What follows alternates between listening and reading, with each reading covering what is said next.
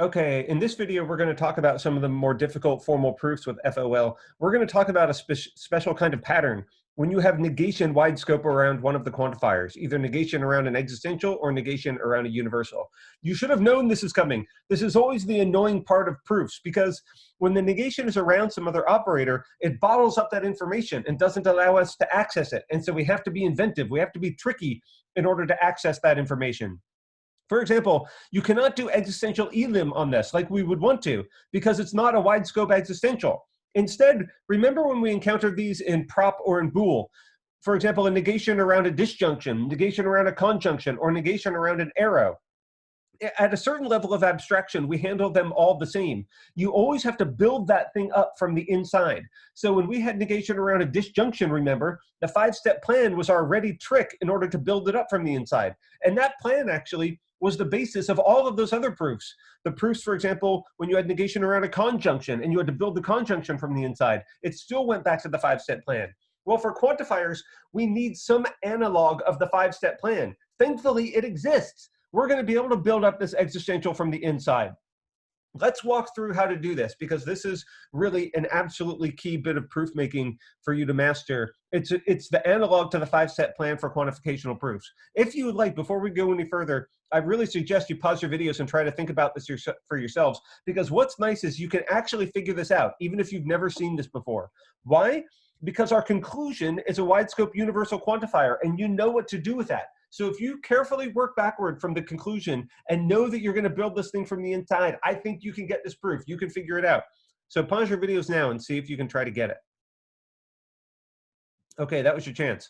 The first thing you should notice is, given that this is an wide scope universal quantificational conclusion, you need to box a constant and prove this formula of it. So what I did is I boxed an A, and I assumed A is arbitrary, so I started a new subproof with a boxed constant.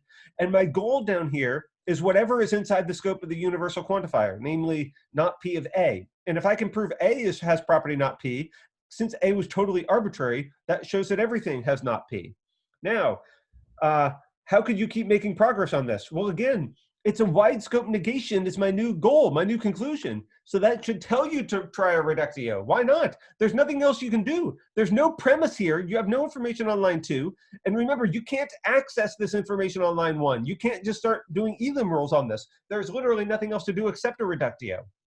So to do a reductio on that, what we need to do is assume the opposite, namely P of A, and prove a contradiction symbol. Then I'm going to get this by negation intro, and of course, then I'm going to get this by universal intro. So I'm getting very close. Now, at this point, we know A has property P, and you have to remember, how am I going to derive this contradiction symbol? Whenever the contradiction symbol appears in these proofs for which you have a negation wide scope around some other information, you derive this contradiction symbol by building that thing from the inside, which provides the basis for the contradiction on line 1. This is exactly the idea that is behind the 5-step plan. So what should you do on line 4? Well, you should just do existential intro on line 3, because that builds this thing up.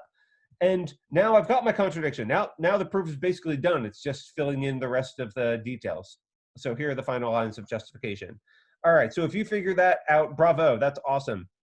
If you didn't figure that out, really what I suggest you do right now is stop your videos and take a blank piece of paper out. Don't look at this solution, and write the premise on the top and the conclusion on the bottom, and then see if you can work it out yourself while it's in your short-term memory. Because resolving these things over and over again is how you convert them from short-term memory to long-term memory. There's no other trick if you didn't get this the first time. Okay, that was your chance to keep working at that. We're going to keep going because we have another important pattern: negation around negation around a universal quantifier. So before I even give you any hints, if you want, pause your videos and see if you can try to figure this out. It's more fun to do it on your own. Okay, now I'll start giving you hints if you're still listening.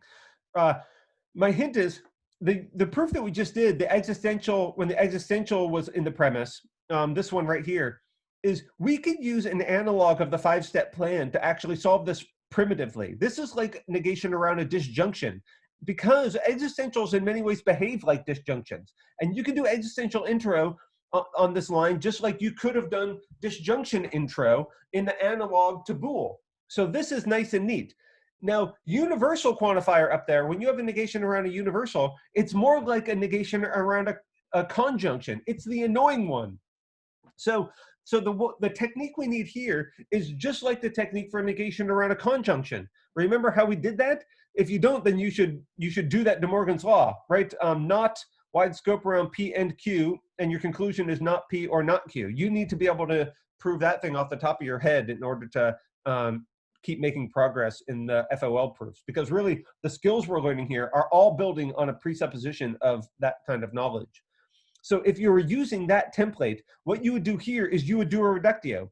Basically, the hint I'm giving you is you cannot primitively manipulate this premise the way in which we did previously. You can only do it indirectly from another reductio. So that was my big hint. If you want to work on that, pause your videos, or else we're going to just keep talking about the solution. Okay, let's see what that looks like. When you do a reductio of this, remember, don't start taking off the negation of this P or something. That's a mistake. In order to do a reductio of this, since it is not a wide scope negation, you have to stick a negation around the entire thing and then prove a contradiction symbol. And that gives us our conclusion by negation intro rule. Of course, now you should be wondering, what the heck do I want to prove here? And what's complicated is that there are two different candidates. Because the thing you could prove here is the thing inside this negation scope, or it could be the thing inside this negation scope. And you have to be careful about which one you want to choose. Now, let me tell you how to weigh this. If you did the second option, if you prove this existential for this contradiction symbol, then that would be like that would be the same as your conclusion here. And you would, in a sense, be stuck and you would have to do a reductio of that again. So you would sort of be running in a circle and just burying yourself deeper and deeper. So that's why that's not really the right plan. Instead, what we should be doing here is the negation of this thing. We're building this one up from the inside. That's the thing that structures your main contradiction symbol. And if there's more embedded reductios, it's going to be the other one. So that's how I, in a sense, knew that this was our plan. And if you got this far, or if you're with me now, you should be able to solve the rest of this proof, because now it's just like the previous example. You see, we had a negation around an existential, and we tried to get to a universal quantifier in the proof that we just did at the start of this video. So if you understood that, you should be able to do this. You must pause your videos now and do the rest of this yourself. Okay, now we're going to talk about the answer. So since this is a universal quantifier, I'm going to box a constant.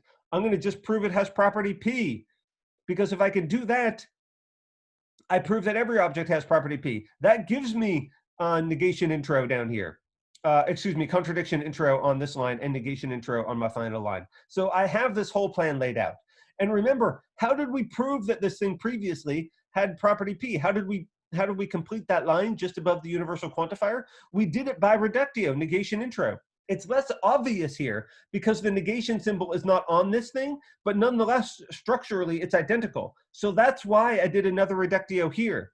That allows me to do existential intro. Remember, this is the analog of the 5-step plan.